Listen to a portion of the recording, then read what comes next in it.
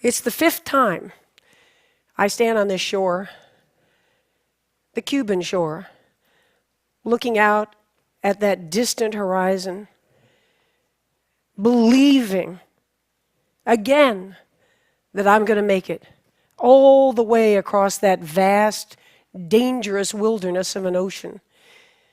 Not only have I tried 4 times, but the greatest swimmers in the world have been trying since 1950, and it's still never been done. The team is proud of our 4 attempts. It's an expedition of some 30 people. Bonnie is my best friend and head handler, who somehow summons will, that last drop of will within me when I think it's gone, after many, many hours and days out there. The shark experts are the best in the world, large predators below. The box jellyfish, the deadliest venom in all of the ocean, is in these waters, and I have come close to dying from them on a previous attempt. The conditions themselves, besides the sheer distance of over 100 miles in the open ocean, currents and whirling eddies, and the Gulf Stream itself, the most unpredictable of all of the planet Earth. And by the way, it's amusing to me that journalists and people, before these attempts often, ask me, well, are you going to go with any boats or any people or anything? And I'm thinking, what are they imagining? That I'll just sort of do some celestial navigation and, carry a Bowie knife in my mouth, and I'll hunt fish and skin them alive and, eat them, and maybe drag a desalination plant behind me for fresh water. Yes, I have a team. And the team is expert. And the team is courageous and brimming with innovation and scientific discovery, as is true with any major expedition on the planet. And we've been on a journey. And the debate has raged, hasn't it, since the Greeks, of isn't it what it's all about? Isn't life about the journey, not really the destination? And here we've been on this journey, and the truth is it's been thrilling. We haven't reached that other shore, and still, our sense of pride and commitment, unwavering commitment. When I turned 60, the dream was still alive from having tried this in my 20s and dreamed it and imagined it. The most famous body of water on the earth today, I imagine, Cuba to Florida. And it was deep in my soul. And when I turned 60, it wasn't so much about the athletic accomplishment. It wasn't the sort of ego of, I want to be the first. That's always there, and it's undeniable. But it was deeper. It was, how much life is there left? Let's face it, we're all on a one-way street, aren't we? And what are we going to do? What are we going to do as we go forward to have no regrets looking back? And all this past year in training, I had that Teddy Roosevelt quote, to paraphrase it, floating around in my brain, and it says, you go ahead. You go ahead and sit back in your comfortable chair, and you be the critic. You be the observer, while the brave one gets in the ring and engages and gets bloody and gets dirty and fails over and over and over again, but yet isn't afraid and isn't timid and lives life in a bold way. And so, of course, I want to make it across. It is the goal, and I should be so shallow to say that this year the destination was even sweeter than the journey.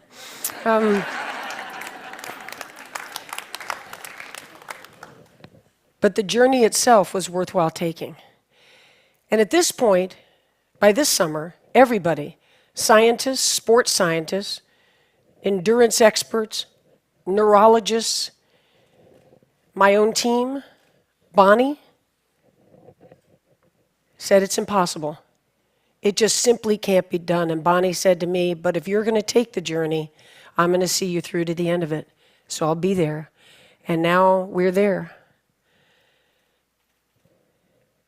And as we're looking out, kind of a surreal moment before the first stroke, standing on the rocks at Marina Hemingway, the Cuban flag is flying above, all my teams out in their boats, hands up in the air. We're here. We're here for you. Bonnie and I look at each other and we say, this year the mantra is, and I've been using it in training, find a way. You have a dream, and you have obstacles in front of you, as we all do. None of us ever get through this life without heartache, without turmoil. And if you believe and you have faith, and you can get knocked down and get back up again, and you believe in perseverance as a great human quality, you find your way. And Bonnie grabbed my shoulders and she said, let's find our way to Florida. And we started. And for the next 53 hours, it was an intense, unforgettable life experience. The highs were high, the awe. I'm not a religious person, but I tell you, to be in the azure blue of the Gulf Stream, as if as you're breathing, you're looking down miles and miles and miles, to feel the majesty of this blue planet we live on. It's awe-inspiring. I have a playlist of about 85 songs, and especially in the middle of the night. And that night, because we use no lights, lights attract jellyfish, lights attract sharks, lights attract bait fish that attract sharks. So we go in the pitch black of the night. You've never seen black, this black. You can't see the front of your hand, and the people on the boat, Bonnie and my team on the boat, they just hear the slapping of the arms, and they know where I am because there's no visual at all. And I'm out there kind of tripping out on my little playlist. I've got tight rubber caps. I don't hear a thing. I've got goggles, and I'm turning my head 50 times a minute. I'm singing, imagine there's no heaven. Do-do-do-do-do. It's easy if you try. Do-do-do-do-do. And I could sing that song 1,000 times in a row. Now there's a talent unto itself. And each time I get done with, ooh, you may say I'm a dreamer, but I'm not the only one. 222. Imagine there's no heaven. And when I get to the end of 1,000 of John Lennon's Imagine, I have swum 9 hours and 45 minutes. Exactly. And then there are the crises. Of course there are. And the vomiting starts, the seawater, you're not well, you're wearing a jellyfish mask for the ultimate protection. It's difficult to swim in, it's causing abrasions on the inside of the mouth, but the tentacles can't get you. And the hypothermia sets in. The water's 85 degrees, and yet you're losing weight and using calories. And as you come over toward the side of the boat, not allowed to touch it, not allowed to get out, but Bonnie and her team hands me nutrition and asks me what I'm doing, how am I all right? I am seeing the Taj Mahal over here. I'm in a very different state. And I'm thinking, wow, I never thought I'd be running into the Taj Mahal out here. It's gorgeous. I mean, how long did it take them to build that? It's just so, woo.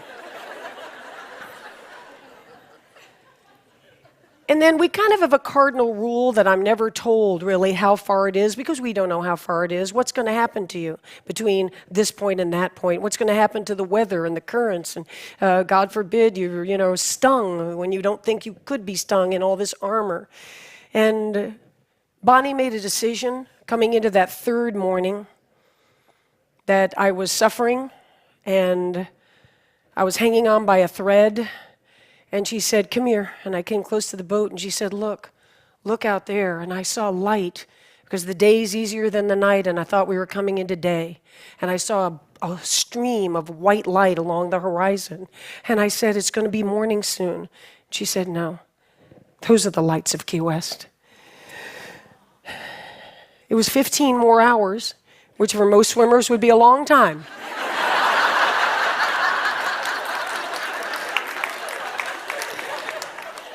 You have no idea how many 15-hour training swims I had done. So here we go, and I somehow, without a decision, went into no counting of strokes and no singing and no quoting Stephen Hawking and the, parameters of the universe. I just went into thinking about this dream and why and how. And as I said, when I turned 60, it wasn't about that concrete, can you do it? That's the everyday machinations. That's the discipline, and it's the preparation, and there's a pride in that. But I decided to think as I went along about, the phrase usually is reaching for the stars, and in my case, it's reaching for the horizon. And when you reach for the horizon, as I've proven, you may not get there, but what a tremendous build of character and spirit that you lay down. What a foundation you lay down in reaching for those horizons.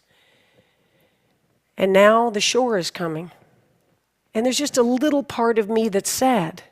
The epic journey is going to be over. So many people come up to me now and say, "What's next?" We love that.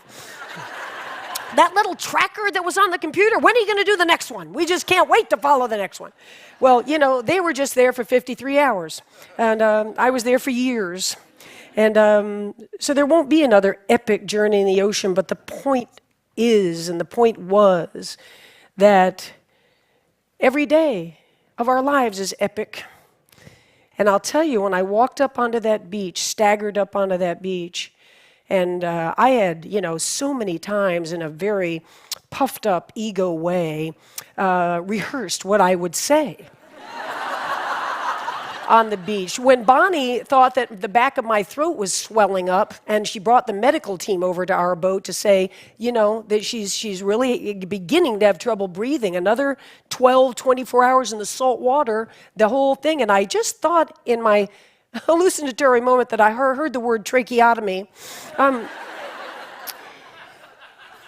Bonnie said to the doctor, "I'm not worried about her not breathing. If she can't talk when she gets to the shore, she's going to be pissed off."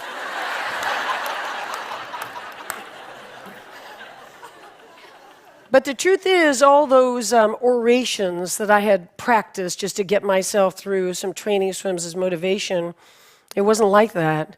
It was a very real moment with that crowd, with my team.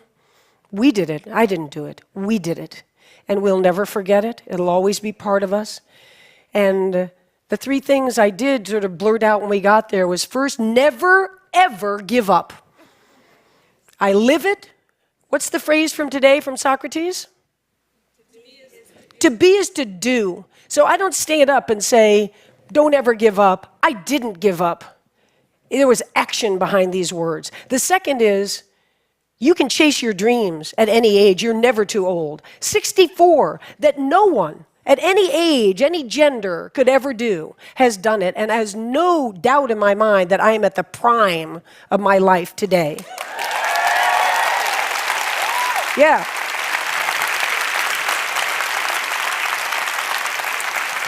Thank you.